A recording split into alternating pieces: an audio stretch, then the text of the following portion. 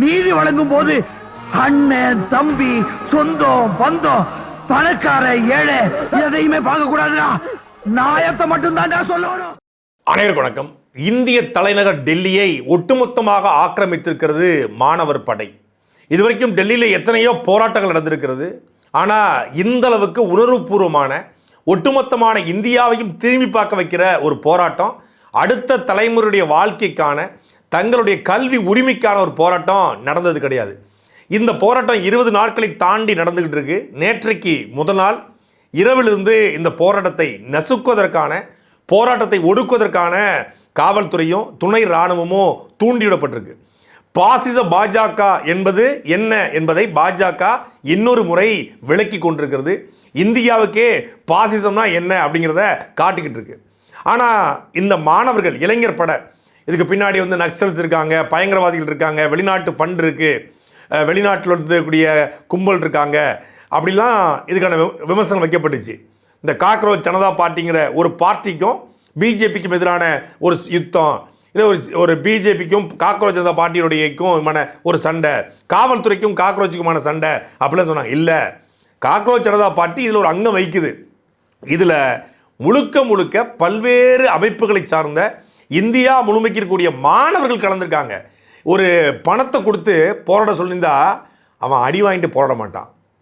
பணத்தை கொடுத்து இல்லை வந்து அந்நிய கைக்கூலிகள், வெளிநாட்டு நிதிலாம் இருந்து போராட சொல்லியிருந்தா இந்த அளவுக்கு உணர்வுபூர்வமாக சாப்பிடாமல், வீட்டுக்கு போகாமல், குளிக்காமல், எல்லாம் படிக்கிற மாணவர்கள் மாணவிகள் எல்லா மாநிலத்திலிருந்தும், தமிழ்நாட்டிலேருந்து, கேரளாவிலேருந்து, ஆந்திராவிலேருந்து, வட மாநிலத்திலிருந்து, பெரும்பாலும் வட மாநிலங்களில் போராடுறாங்க. அப்படின்னா பணத்தை கொடுத்து போராட வைக்க முடியாது, யாரோ ஒருத்தர் இயக்கியும் போராட வைக்க முடியாது. இது முழுக்க முழுக்க உணர்வுபூர்வமான உரிமைக்கான போராட்டம். பொதுவாக இந்த நீட்டு அப்படின்னு பேசினாலே தமிழ்நாட்டில் மட்டும்தான் ஏன் எதுக்குறாங்க?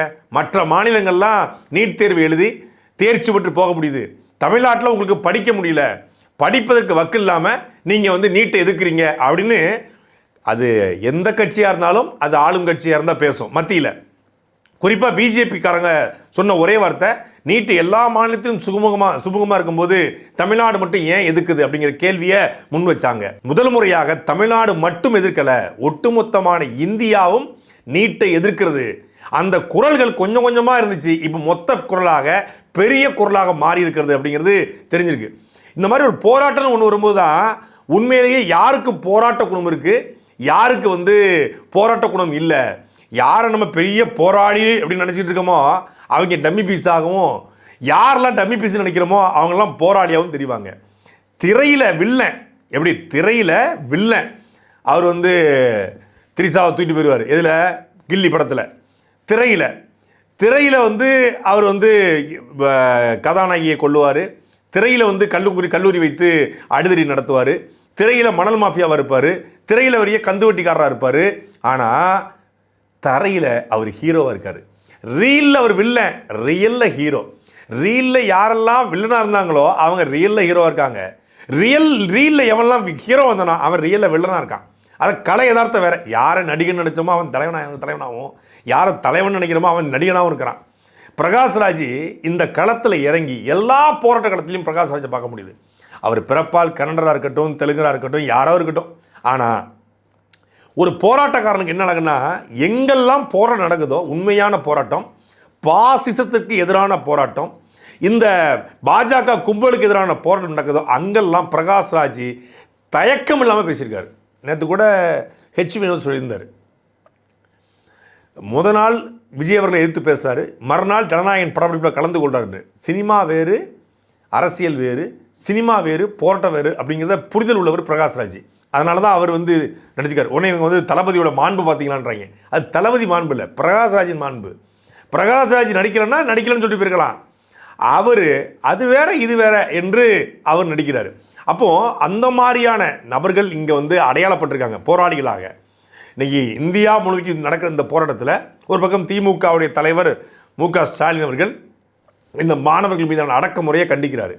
ஒரு பக்கம் வந்து மம்தா பானர்ஜி கண்டிக்கிறாங்க. அப்புறம் அரவிந்த் கெஜ்ரிவால் கண்டிக்கிறாரு. இந்த பக்கம் நாம் தமிழர் கட்சியுடைய தலைமை வேட்பாளர் சீமான் அவர்கள் இந்த மாணவர்கள் மீது நடத்தப்பட்ட அடக்குமுறையை, அநீதிகளை, பாஜகவோட பாசிச போக்க வன்மையாக கண்டிக்கிறாரு. அப்புறம் கேரளா, ஆந்திரா, கர்நாடகாவுடைய முதலமைச்சர் நேரடியாக போய் கலந்து கொள்ளார். காங்கிரஸ் தான் நீட்டை கொண்டு வந்தாலும் கூட இன்றைக்கு போராட்ட காலத்துக்கு கர்நாடகா முதலமைச்சர் போகிறாரு. அதே போல் இந்தியாவுடைய காங்கிரஸ் கட்சியினுடைய தலைவர் ராகுல் காந்தி போகிறாரு. எல்லாரும் போகிறாங்க. இந்த போராட்ட களத்திற்கு தலைவர்கள் போகும்பொழுது அந்த குரல் வேகப்படுத்தப்படுது. அந்த குரல் இன்னும் ஓங்கி ஒலிக்குது. ஒரு பையன் சுத்தின்னு போலீஸ்காரங்க அடிக்கிறாங்க, அடிங்க நெஞ்சு நிமித்தி நிற்கிறான். ஒரு பொண்ணு, அந்த பொண்ணை வந்து நடந்து வந்துட்டு இருக்கு, போலீஸ் வந்து துணை ராணுவம் காலை உள்ளே விட்டு தடுக்கி கீழே விழ வைக்குது. தண்ணியை மொத்தமாக பீச்சு அடிக்கிறானுங்க. அப்படி துணிஞ்சு அந்த தண்ணிக்கு வந்து தண்ணினா நம்ம வந்து பைப்பு கிடையாது, பெரிய ஃபோர்ஸாக தீயணைப்பு படை அடித்த மாதிரி ஃபோர்ஸாக அடிக்கிறாங்க. ஆனாலும் துணிஞ்சு நிற்கிறான். ஸ்டாம்பேட் ஏற்படுற மாதிரி ஒரு கூட்ட நெரிசல் மரணம் ஏற்பது போல ஏற்படு நிற்கிறான். ஆனால் கவலைப்படலை. ஒருத்தர் அடிக்கிறான், ஒருத்தர் செல்ஃபோனை வச்சு இதான் பெரிய ஆயுதம்டா, உன்கிட்ட துப்பாக்கி விட பேராயுதம் கையில் இருக்கிற செல்ஃபோன் சொல்லி பதிவு பண்ணிட்டு துணிஞ்சு நிற்கிறான். ஒரு கட்டத்தில் திருப்பி அடிக்கிறான். அந்த பையனை அடித்து ஓடிடும் போது மொத்தம் 10 பேர் சேர்ந்து ஒருத்தர் அடிக்கும்போது அங்கேருந்து 100 பேர் ஓடியாரான். இந்த 10 போலீஸும் தெரிச்சு ஓடுது. உண்மையிலே பாவு பாச்சி, பானிபூரி, பேல்பூரி, வடக்கன்ஸு அப்படின்னு கிண்டல் பண்ணதுக்கு முதல் முறையாக நான் வருத்தப்படுறேன். முதல் முறையாக வேதனைப்படுறேன். வடக்கன்ஸுங்கிற வார்த்தையை சொன்னதற்காக வேதனைப்படுறேன். எத்தனையோ வந்து வடக்கிந்தியர்கள் வந்து பல்வேறு சேட்டைகளில் தமிழ்நாட்டில் ஈடுபடுவதனால, பல்வேறு குற்ற சம்பவங்கள் ஈடுபடுறதுனால அவங்க மேலே நமக்கு ஒரு கோபம் இருக்குது, வருத்தம் இருக்குது. தமிழருடைய வேலைவாய்ப்பு திட்டமிட்டு பறிக்கப்படும் போது நமக்கு ஒரு வேதனை இருக்குது, வருத்தம் இருக்குது. ஆனால் வட இந்தியர்களுடைய இந்த போராட்டம், வட இந்தியர்கள் அத்தனை பேரும் ஒரே மாதிரி கிடையாது. வட இந்தியர்களில் தங்களுடைய உரிமைக்காக போராடக்கூடிய, தங்களுடைய உணர்வுக்காக போராடக்கூடிய, கல்விக்காக போராடக்கூடிய, துணிந்து இனி இராணுவத்தை கொண்டு வாடா நெஞ்சு நிமித்தி நான் நிப்படா நின்னா பாருங்க. உண்மையிலே ராயல் சல்யூட்.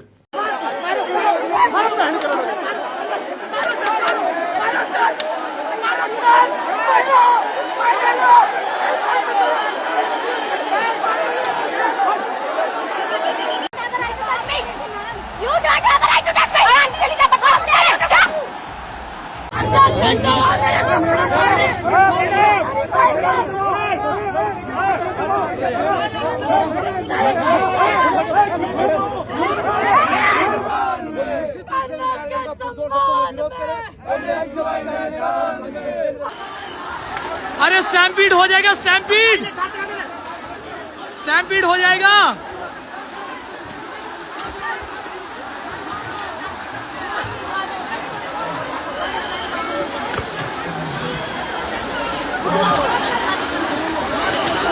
स्टैम्पीड हो जाएगा भाई।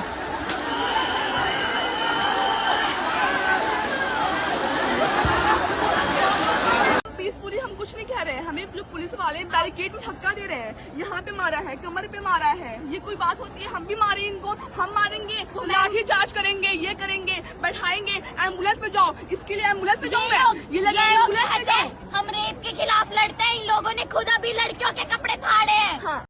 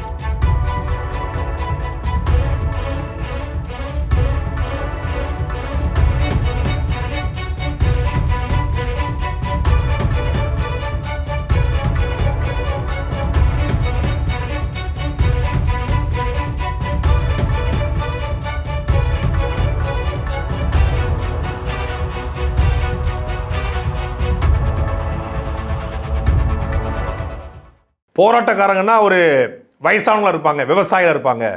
போராட்டக்காரங்க அப்படின்னா அதுக்குன்னே தனித்தான் இருப்பாங்க, வாழ்க்கையவே போராட்டத்துக்கு அர்ப்பணிச்சிருப்பாங்க. போராட்டக்காரங்கன்னா எழுத்தாளர்களாகவும், போராட்டக்காரங்கன்னா பத்திரிகையாளர்களாகவும், போராட்டக்காரங்கன்னா அரசியலமைப்பை சார்ந்தவர்களாக தான் இருக்கணும் அப்படிங்கிற ஒரு ஃபார்மெட் இருக்கு. இந்த ஜென்சி தலைமுறை போராடாது. ஏன்னா இது ஃபாஸ்ட்டாக வாழ்ந்துகிட்டு இருக்கு. இன்ஸ்டாலையும், எக்ஸ்லையும், ஷேர்சாட்லையும், ஸ்னாப்சாட்லையும் வாழ்ந்துகிட்டு இருக்கு. இந்த தலைமுறைக்கு போராடவே தெரியாது, இவங்க அரசியலுக்கு லாய்க்கு இல்லை அப்படிங்கிற ஒரு பார்வை இருக்கு. அது நீங்க நினைக்கிற மாதிரி ஜென்சி இல்லை. என் மாமாவை விட விஜய் மாமா தான் நினைக்கக்கூடிய ஒரு ஜென்சி ஒரு கூட்டம் இருக்கு. ஜனநாயகன் படத்துக்கு டிக்கெட் கிடைக்கல அப்படின்னு அழக்கூடிய ஒரு கும்பல் இருக்கு. என் குழந்தைங்கெல்லாம் பார்க்கலான்னு காத்திருந்தோம், சர்டிஃபிகேட் கொடுத்துட்டாங்க அப்படின்னு வருத்தப்படுகிற இந்த கும்பலுக்கு மத்தியில் தான், ஜனநாயகன் படத்துக்கு டிக்கெட் கிடைக்கலன்னு அழக்கூடிய இந்த கும்பலுக்கு மத்தியில் தான் நாட்டினுடைய ஜனநாயகத்தை காப்பாற்ற ஒரு பெண்கள் படை டெல்லியில் போராடுது. இது சிங்க பெண்களா, அது சிங்க பெண்களா? இன்ஸ்டாகிராமில் தன் உடலை காட்டி, தன்னுடைய உடையை காட்டி, தன் நடனத்தை காட்டி, நடிகனுடைய வாய் அசைவுக்கு லிப் மூமெண்ட் பண்ணி ரீல்ஸ் போடுற கும்பலுக்கு மத்தியில் டெல்லி வீதிகளில் நடக்கக்கூடிய போராட்டத்தில் காவல்துறையும், இந்திய துணை ராணுவத்தையும், பாஜகவையும், அமித்ஷாவையும், மோடியும் எடுத்து கேள்வி கேட்கக்கூடிய பெண்கள் இருக்காங்க இல்லையா, அவங்க தான் உண்மையான சிங்க பெண்கள். உண்மையிலே இந்த பாட்டு யாருக்கு தமிழ்நாட்டில் கூடிய பெண்களுக்கும் பொருந்தாது. இந்த பெண்ணு வட இந்தியாவில் போடக்கூடிய அந்த பெண்கள் தான் பொருந்தும். இவங்க அதையா போராடுறாங்க சிங்க பெண்களா? தமிழ்நாட்டில் இப்போ தான் போராட்டம் தொடங்கியிருக்கு. உண்மையிலே நீட் தேர்வுக்கு எதிரான போராட்டம் தொடங்கப்பட்டது தமிழ்நாட்டில். முதலாக அனிதா பற்ற வைக்கிற தீ இது. அனிதா பற்ற வச்ச நெருப்பு தான் தீ பரவட்டும் என்பதை பரவி டெல்லியில் போய் நிற்குது. இது அனிதா பற்ற வச்ச நெருப்பு. ஆனால் அனிதாவுக்காக பேசிய குரல்கள் இன்னைக்கு வாய் மூடி மௌனமாக இருக்கு. ராகுல் காந்தி கைது செய்யப்பட்ட பிறகு கூட செய்தி வரல. ஒட்டுமொத்தமான மாணவர்களும் தமிழ்நாட்டில் கொந்தளிச்சு பதிவுகள் போட்ட பிறகு கூட பதிவு வரல. இப்போ எதிர்கட்சிகள்லாம் பேச தொடங்கிருச்சு. இங்கே சென்னையில் சிபிஎம் அலுவலகத்தில், கம்யூனிஸ்ட் அலுவலகத்தில், பாலன் இல்லத்தில் போராட்டம், கோயம்புத்தூரில் போராட்டம், மதுரையில் போராட்டம். டெல்லி வீதியில் தான் போராடுறவனை அடிக்கிறான்னு பார்த்தா மதுரையில் குண்டு கட்ட கைது பண்ணிட்டு போகிறான். ஏன்? ஒன்றிய அரசை எதிர்க்கக்கூடாதான். இப்போ எல்லாரும் போராடி எல்லாரும் வாயை துறங்க முதலமைச்சர்னு நேற்று எல்லாரும் பேசின பிறகு, நம்மளும் பேசின பிறகு இப்போ மௌனம் கலைத்திருக்கிறார் ஒன்றிய அரசின் செல்லப்பிள்ளை, நம்மளுடைய அணில் பிள்ளை, நம்ம விஜய் அவர்கள். என்ன சொல்லியிருக்காரு? ராகுல் காந்தி அவர்களை தாக்கியதும், மாணவர்களை தாக்கியதும் கண்டிக்கத்தக்கவை. எது? ஒன்றிய அரசினுடைய செயல்பாடு கண்டிக்கத்தக்கவையாம். வன்மையான கண்டனங்கள் கூட வராது, வார்த்தையில் கூட ரொம்ப கவனமாக பார்த்து படாது நான் கொஞ்சம் ஆச்சாரங்கிற மாதிரி தான் ட்வீட்டு. ஒன்றிய அரசினுடைய செயல்பாடுகள் கண்டிக்கத்தக்கவை. அது என்ன கண்டிக்கத்தக்கவைன்னா எனக்கு புரியலையே. நீட் தேர்வு குளறுபடிகளை எதிர்த்து டெல்லியில் நடைபெற்ற இளைஞர் போராட்டத்துக்கு ஆதரவாக கிளம்பிய மக்களவை எதிர்க்கட்சி தலைவர் ராகுல் காந்தி அவர்கள் உள்ளிட்ட தலைவர்கள் பலரும் கைது செய்யப்பட்டது ஜனநாயகத்துக்கு எதிரானது. ஒன்றிய அரசின் இச்செயல்பாடுகள் கண்டிக்கத்தக்கவை. என்ன செயல்பாடு? மாணவர்கள் அடிச்சிருக்கான், மண்டையை உடைச்சிருக்காங்க, தடியடி நிகழ்த்தியிருக்காங்க, ரத்தம் சொட்ட சொட்ட நூற்றுக்கணக்கான பெண்கள் நிற்கிறாங்க, ரத்தம் சொட்ட சொட்ட நூற்றுக்கணக்கான இளைஞர்கள் நிற்கிறாங்க. அந்த செயல்பாடுகள், இந்த பாசிச போக்கு, இந்த அடக்குமுறை, இந்த ஒடுக்குமுறை, பாசிச பாஜக எங்கேயுமே இல்லையே. இது ஏன் பாசிச பாஜகனே வரல? கண்டிக்கிறீங்க. யாரை கண்டிக்கிறீங்க? மோடியவா, அமித்ஷாவையா, இந்திய குடியரசுத் தலைவரையா, இல்லை இராணுவ தலைவரையா, முப்படை தலைவரையா, டெல்லி காவல்துறை அதிகாரியவா, கமிஷனரையா, டிஜிபியவா? யாரை கண்டிக்கிறீங்க? ஒன்றிய அரசின் இந்த செயல்பாடுகள் கண்டிக்கத்தக்கவை. அந்த ஒன்றிய அரசு, அந்த ஒன்றிய அரசோட தலைவர் யார் நடத்துகிறன்னு உங்களுக்கு தெரியாதா? பாசிசம்னு இல்லை, மேடையில் மட்டும் ரெண்டு பேருக்கு தான் போட்டி அப்படின்ட்டு அங்கே கொள்கை எதிரி அவங்க, அரசியல் எதிரிங்க. அந்த கொள்கை எதிரி தானே பாஜக. அந்த பாஜக கிட்டத்தட்ட 20 நாள் போராட்டம். அந்த ஒரிஜினல் கேரக்டர் தான் இவர் நண்பர் படத்தில் நடிக்கிறாரு. சோனம் வாங்சு கதாபாத்திரத்தில் சோனம் வாங்சு கைது செய்யப்படுறாரு. இப்போ வார்த்தையே வரல. மாணவர்கள் அடிக்கப்படுறாங்க, வார்த்தையே வரல. ராகுல் காந்தியை அடித்த உடனே 24 ஹவர் கழிச்சு அவர் வீட்டுக்கே போயிட்டார். ட்ரீட்மெண்ட் எடுத்து வீட்டுக்கு போயிட்டாப்ல. லைட்டாக மூக்கில் அடிபட்டுச்சு. அதுக்கப்புறம் இவர் இந்த கண்டனத்தை அதுவும் வலுவான கண்டனத்தை பதிவு பண்ணியிருக்காரு. இங்கே போராடுறவங்க சரி கண்டனம் பதிவு பண்ணிட்டீங்க, இங்கே போராடுறவங்களை ஏன் கைது பண்ணுறீங்க? இங்கே போராடுறவங்க ஏன் கைது பண்ணுங்கட்டா, சாலை ஒன்றும் போராடுவதற்கான இடம் இல்லை. யார்? நம்ம நாலுதுறை அமைச்சர் ராஜ்மோகன். சாலை போராடுறதுக்கு இடம் இல்லை. அப்போ கடலில் போய் இறங்கி போராடவா? ஆற்றுக்குள்ளே கூத்துக்குள்ளே போய் இறங்கி போராட்டமா? அது போராடுறதுக்கான இடமா? வேறு போராடுற இடம் என்ன? தலைமைச் செயலகத்து வாசலில் போராடினா கூட்டி கொண்டு போயிடுறீங்க தெருக்குறள் அறிவை. சாலையில் மக்கள் சாலை என்பது எதுக்கு போராடுறதுக்கு இல்லை. அப்போ ஒரு ஆர்ப்பாட்டம் சாலையில் வந்து இது இருக்குது, சாலையில் வந்து முறைகேடு நடந்துருச்சு, நாங்கள் எங்கே போய் போராடணும்? சாலையில் முறைகேடு நடந்திருக்குங்க, சாலை போடுறதுல ஒப்பந்த முறைகேடு, சாலை ஒழுங்காக போடலை, எங்கே போய் போராடுறது? சாலை தானே போராடணும். போராடுறதுக்கு சாலை தானே வரணும். சாலை மார்க்கம் வரவா, விமான மார்க்கம் வரவா, வானத்தை போராடலாமா? ஸ்கை மேலே ஏறி காற்றை கிழித்து வானில் ஏறி போராடட்டுமா? எங்கே போய் போராடுறது? இதே எதிர்கட்சியாக இருக்கும்போது இவங்க போராட்டங்களுக்கு வந்தாங்க, வந்து பாஞ்சு போய் கையை கடிச்சாங்க. அப்போ நீங்கள் சாலையில் போராடினீங்களா, வேறு எங்கே போராடினீங்க? கனிம வளத்துக்கு எதிரான போராட்டம், டாஸ்மாக் எதிரான போராட்டம், பல போராட்டங்களை தாவேக்க நடத்தியது. அந்த போராட்டங்கள்லாம் தாவேக்க எதிர்கட்சியாக இருக்கும் பொழுது போராடலாம். ஆனால் ஆளுங்கட்சியாக வந்துட்டா அதிகார திமிர் வந்துடும், மண்ணில் 2 கொம்பு முளைச்சிரும்.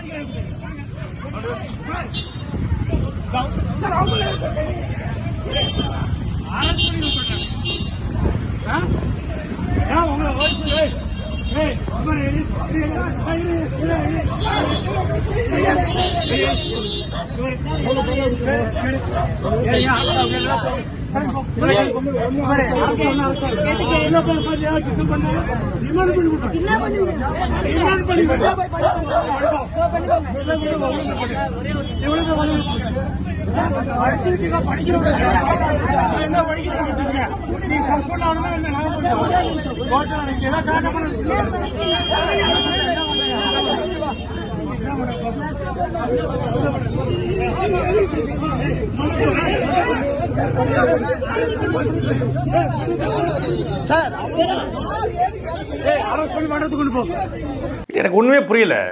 டெல்லியில் நடக்கக்கூடிய இந்த போராட்டத்தில் மாணவர்கள் செய்த பிழை என்ன? அவங்க ஏதாவது அதானியின் ஊழலை, இல்லை அம்பானியின் ஊழலை, இல்லை பாஜகவோட ஊழலை ஏதாவது வெளிக்கொண்டு வந்துட்டாங்களா? இல்லை நீங்கள் வந்து இளைஞர்களுக்கு வேலை கொடுப்பேன்னு சொன்னீங்களே மோடிஜி, ஏன் இன்னும் வேலை கொடுக்கல அப்படின்னு ஏதாவது கேட்டாங்களா? இல்லை நீங்கள் வந்து இந்தியா வல்லரசாகும்னு சொன்னீங்களே, எப்போ வல்லரசாகும் அப்படின்னு ஏதாவது கேள்வியை கேட்டாங்களா?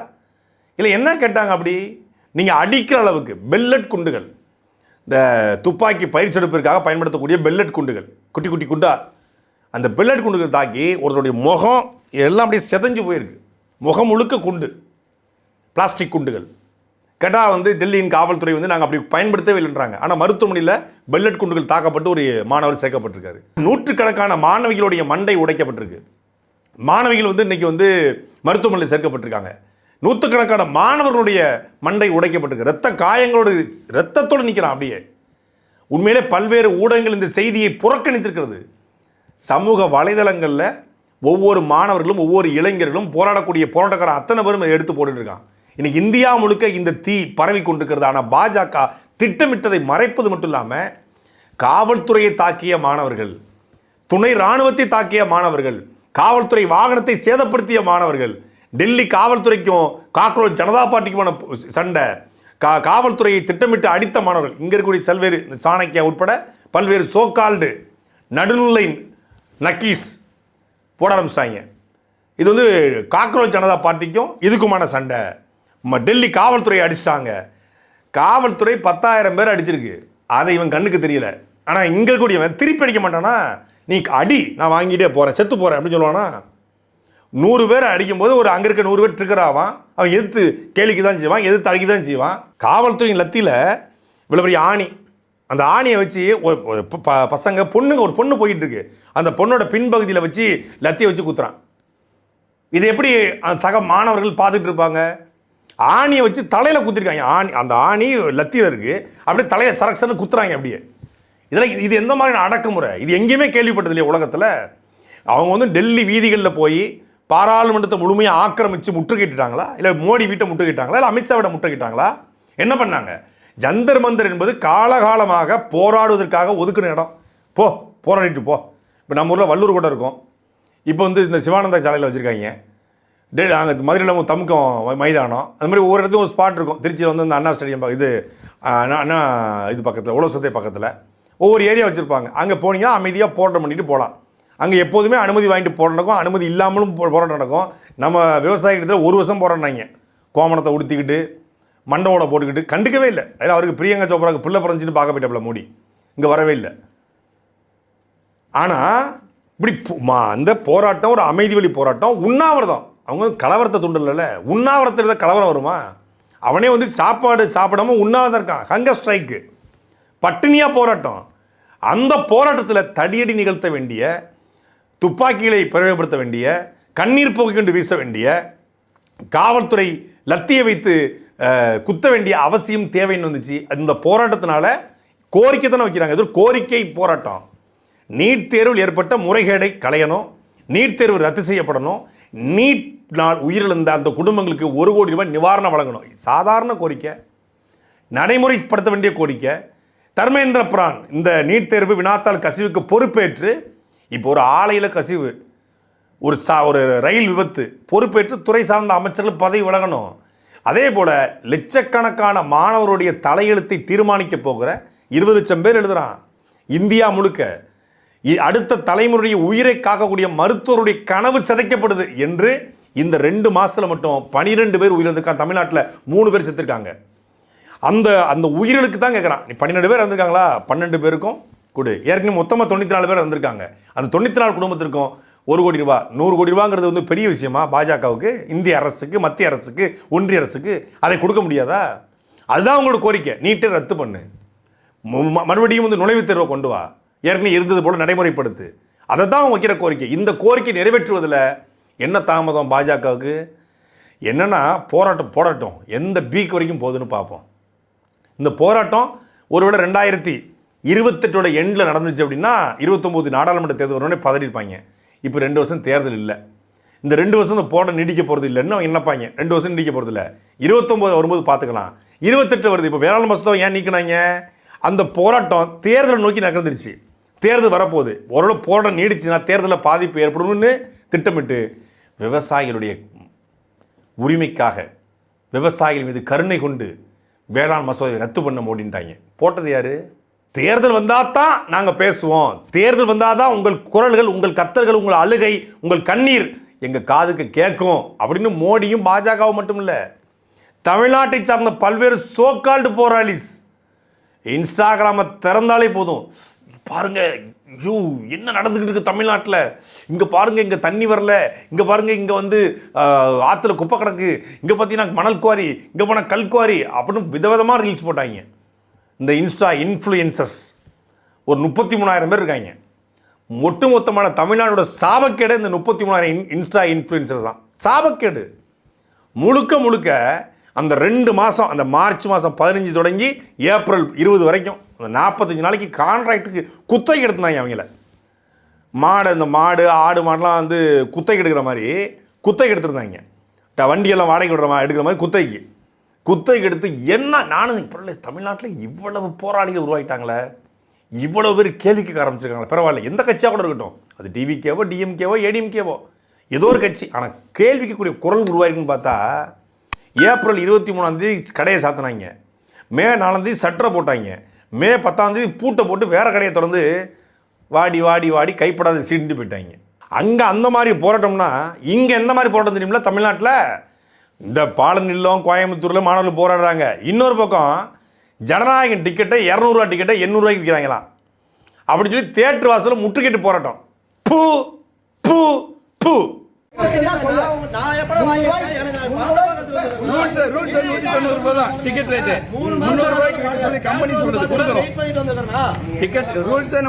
விற்க கூடாது. அதையும் விற்க சொல்றீங்க? எல்லா மினிஸ்டர் ஆபீஸ் வாங்கியிருக்காங்க. நீ கம்பெனிக்கு போன் பண்ணு, கம்பெனிக்கு போன் பண்ணு. 300 ரூபாய்க்கு விற்கிறாங்கன்னு சொல்ல, 500 நான் சொல்றேன், எனக்கு என்ன சொன்னீங்க? 200 ரூபாய்க்கு டிக்கெட் வாங்கிட்டு 1000 ரூபாய்க்கு வித்தாங்க போன படத்துக்கு. இதே ஜனவரி மாசம் 200 ரூபாய் 300 ரூபாய்க்கு வாங்கி 1000 ரூபாய்க்கு விற்கிறாங்க. கம்பெனியில சொன்ன எடுக்க நாங்க விற்கிதான் ஆகணும்னா தமிழ்நாடு ஃபுல்லா யாரும் டிக்கெட் எடுக்கணும்னு சொல்லுங்க. தமிழ்நாடு ஃபுல்லா 9 மணிக்கு ஆன்லைன் டிக்கெட் கொடுக்க சொல்லுங்க, கொடுத்துடலாம். எல்லாத்தையும் கேன்சல் பண்ணிடலாம். இவங்க வேணும்னா 300 ரூபாய்க்கு வாங்கிங்க 500 ரூபாய்க்கு விற்கிறதுக்கு இவங்க பிளான் பண்றாங்க. இன்னொரு தாய் குடும்ப குத்து விளக்கு குலவிளக்கு பத்தினி தெய்வம். அந்த அம்மா சொல்லுது, என் மகனை ஜனநாயகன் படத்துக்கு கூட்டு போக முடியல, தளபதியோட கடைசி படம் ஒன்ஸ் லாஸ்ட் டான்ஸ் அதை பார்க்க முடியல, அந்த டான்ஸை பார்க்குற சான்ஸை நான் மிஸ் பண்ணிட்டேன் அப்படின்னு அது ஃபீல் பண்ணிக்கிட்டு இருக்கு. நல்லா ஃபீல் பண்ணுமா? கண்ணகி, இங்கே ஔவையார், இந்த மாதிரியான தமிழ் வேலுநாச்சியார், இந்த மாதிரி தமிழ் பெண்கள்லாம் இந்த ஆன்மான்னு ஒன்று இருந்துச்சு அப்படின்னா அங்கேருந்து பார்த்து ஆனந்த கண்ணீர் அடிச்சிருப்பாங்க. ஆஹா, எவ்வளோ அற்புதமான பெண்ணரசி, இவளல்லவா தமிழ்நாட்டுக்காக வந்த பேரரசி, ஆஹா மங்கையர் குல மாணிக்கம் தன் பிள்ளையை ஜனநாயகன் படத்துக்கு பார்க்க போகணும்னு எவ்வளோ ஃபீல் பண்ணிக்கிட்டு இருக்கா. அதுக்கு ஏ சர்டிஃபிகேட் கொடுத்துட்டாங்களா? எதுக்கு ஏ சர்டிஃபிகேட் கொடுப்பீங்க? கடைசி படம் தானே, அதுக்கு ஒரு பி சர்டிஃபிகேட் கொடுத்தா என்ன, நீங்கள் குறைஞ்சா போவீங்க அப்படின்னு கேட்டுக்கிட்டு இருக்கு அந்த அம்மா. அங்கே டெல்லியில் இதே வயசுள்ள பெண்கள் வந்து போராடிட்டு இருக்காங்க. தன் பெத்த பிள்ளைக்கு கல்வி உரிமை மறுக்கப்படுது, நீட் தேர்வை ரத்து பண்ண சொல்லி இதே வயசுள்ள பெண்கள் டெல்லியில் போராடிட்டு இருக்க, இங்கே ஜனநாயகன் படத்தை ஏ சர்டிஃபிகேட் ஏன் கொடுத்தீங்கன்னு சொல்லி சென்சார் போர்டை எதிர்த்து இந்த அம்மா உண்ணாவிரதம் இருக்க போகுது. இது ஏதோ நீட் தேர்வு எழுதக்கூடிய மாணவருடைய பிரச்சனை, நம்ம எதுக்கு போராடணும் அப்படின்னு நினைக்காம, ஜல்லிக்கட்டில் மாடு வச்சிருக்கவங்க மட்டும் ஜல்லிக்கட்டுக்கு போராடலை, மாடு மேய்க்கிறவங்க மட்டும் போராடலை, மாடு பிடிக்கிறவங்க மட்டும் போராடலை, அந்த உணர்வோடு இணைந்து இது மாட்டு பிரச்சனை இல்லை, நாட்டுக்கான பிரச்சனை, இது நீட்டு பிரச்சனை இல்லை, நாட்டு பிரச்சனை, நம்ம வீட்டு பிரச்சனை. ஒவ்வொரு வீட்டின் நாளைக்கு மருத்துவர் என்பது கனவாக மாறுகிறது. ஒரு மருத்துவராக தான் மருத்துவராக முடியும், பெரிய பணக்காரன் வீட்டு பிள்ளை தான் மருத்துவராக முடியும், நீட் கோச்சிங் சென்டரில் படிக்கிறவங்க மட்டும்தான் மருத்துவராக முடியும் என்கிற ஒரு முறை உருவாயிருக்குது. இந்த மருத்துவராகணும்னா குறைந்தபட்சம் ஒரு 50 லட்ச ரூபா செலவு பண்ணால் மட்டும்தான் மருத்துவராக முடியும். அதுவும் அவன் அர்ப்பணித்து அதிலே கிடந்து சாகணும் என்கிற, அப்படியே படித்தா கூட அது வினாத்தால் கசிஞ்சிரும், திடீர்னு தேர்வு ரத்து செய்யப்படும், முறைகேடு நடக்கும்னா அந்த மாதிரியான படிப்பு நமக்கு கிடைக்காமலே போயிடும், அந்த கல்வி உரிமை நமக்கு சுத்தமாக பறிக்கப்பட்டுரும் என்கிற அந்த உணர்வுக்காக போராடுகிற ஒவ்வொரு மாணவர்களுக்கும் நாம் ஆதரவு தெரிவிப்பதற்கு குறைந்தபட்சம் எல்லாரும் டெல்லிக்கு போகணும் அவசியம் இல்லை, எல்லாரும் பாலன் இல்லத்துக்கு போகணும் அவசியம் இல்லை, அவரவர் சமூக வலைதள பக்கத்தில் இன்ஸ்டாவில், ஃபேஸ்புக்கில், ட்விட்டரில் எந்த தளத்தில் நீங்கள் இருக்கீங்களோ அந்த தளத்தில் உங்கள் ஆதரவை டெல்லியில் போராடக்கூடிய நீட்டுக்கு எதிரான இந்த போராட்டத்திற்கு இப்போயாச்சும் கொடுங்க. எத்தனையோ ரீல்ஸில் நடிகனுக்கு, நடிகைக்கு, காஸ்மெட்டிக்ஸுக்கு அந்த பவுடரை போடு, இந்த பவுடரை போடு, அந்த இதை பூசு, இந்த இதை பூசு அப்படின்னு ரீல்ஸ் போடுற இந்த சோகால்டு இன்ஃப்ளூயன்சர்ஸு பணத்தை வாங்கினா மட்டும்தான் பேசாமல் ஒரு முறை படிப்புக்காக பேசுங்க. சாட்டை எடுத்து நாட்டை திருத்து.